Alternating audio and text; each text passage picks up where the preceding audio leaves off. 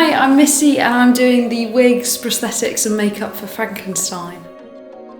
Usually for theatre you'd use foam latex or something like that, but because it's a slightly more intimate space, we've looked at using silicone and then covering those edges with latex, just to create that real feel of it being part of his body, and also allowing the actor to have full movement because it's such full coverage.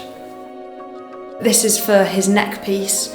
I sculpted it on a board and I then cast that in the Crystal, and I then have this piece which I then pour the silicone in and then run the edges, and you try and make the edges as thin as possible so that we can hide that for the audience.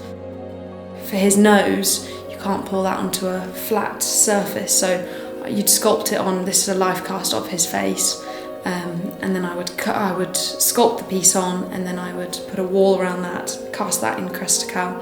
Then you have your mould, and then you pour the silicone in and you just squish it, and all the silicone comes out, and you have then a perfectly flush piece to the face.